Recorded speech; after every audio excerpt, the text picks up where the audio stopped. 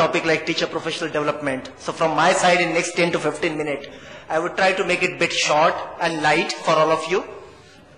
I am going to show you a video first before I actually go in a small presentation. Because as sir really sensitized the context of the topic, we are moving away from information age to a knowledge age. And a knowledge age or a knowledge era demands a different set of challenges, demands a different set of requirement from the education and the whole society.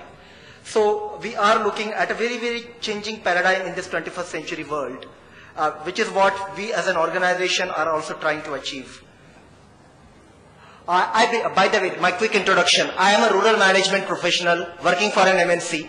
So that's a very unique combination and I'm very proud of that. I work for Intel and I represent here Intel Foundation and Intel Corporation, which are doing various corporate social responsibility programs in education, healthcare and environment. So I'm primarily going to focus more on the education program and more so on our teacher professional capacity building programs. Where are the foils? Where is it?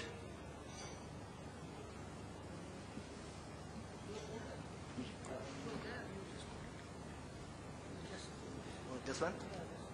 Okay, it's here. Thank you. Okay. That's okay. Got it. Thanks.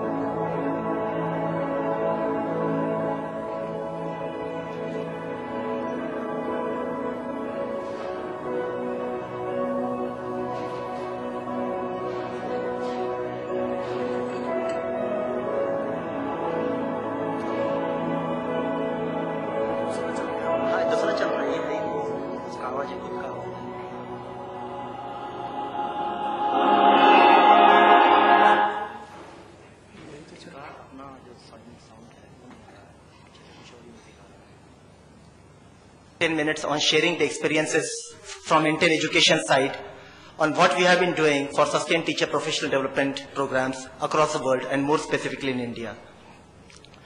As Sir set the context, we all know that knowledge is the most valuable resource in 21st century world, and the success in this new 21st century primarily depends on how you are able to innovate in the classrooms, and hence education plays a very, very crucial role.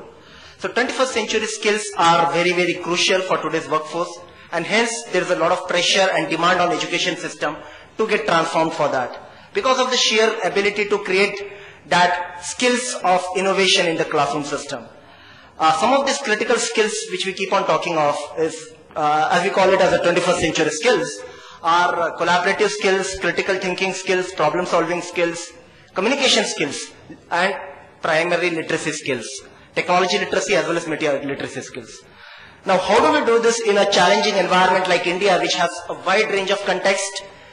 You have a premium and the best of the best government, private schools, and then you also have the masses of the government school where computers are just sitting in, or the computers are just entering in, and that in a very, very small numbers. The larger set of schools don't even have computers. Most of the schools don't even have a proper wall and a proper setup, so computer is still a distant dream. So how do we get such kind of a critical 21st century skills in a wide-scaled environment like India? And that's where there's a serious effort of going beyond any small intervention and do something much more focused and much more large-scaled. So we as an organization are quite committed to enhance those 21st century teaching and learning practices in a classroom. Education is a key corporate social responsibility focus from Intel side, as I mentioned.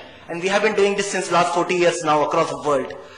So these are all free programs which we primarily do with the governments and local NGOs for teacher capacity building. I'm primarily going to focus on teacher capacity building and not going to talk about other programs. And the prime mission of all the program is to accelerate 21st century education for the knowledge economy. So bring those 21st century education core strands in teaching and learning, do the teacher professional development, help government integrate in the curriculum, and then accelerate that so that those skills or those classroom practices actually generate local knowledge, which is relevant for the local communities and which is relevant for the local problems.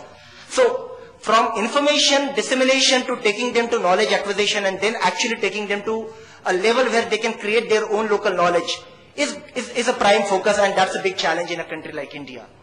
So various objectives on why we do it.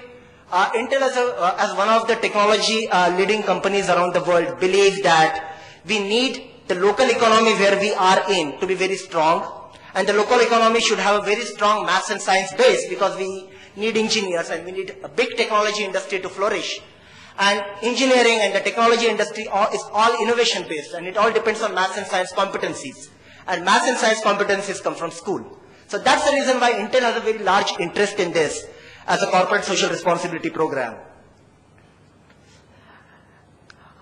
So some key context on the teacher capacity building and some key issues which we face in the country. There are a wide range of issues starting from digital inclusion right at a grassroots level to qualitative skill building issues. So you have to deal with a vast spectrum, and hence you need multiple approaches and multiple interventions. A single window approach doesn't work in India because even if you look at a technology and education policy spectrum, there's a curriculum which is decided at some place. It can be education board or it can be a government ministry of education. The content, and we have been hearing about content today morning as well, is driven by the industry side to a large extent. The infrastructure is typically procured at a different set of organization within government. And then the processes, the teacher capacity development, the teacher incentivization, motivation, reward systems are done by some different set of organizations.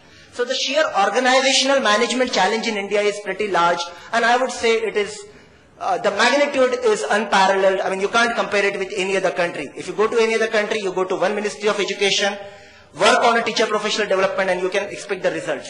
In a country like India, you have to work with central ministries, you have to work with various state governments, and within central and state, you have the multiple bodies, the apex regulatory bodies, and then the various bodies at the state level as well.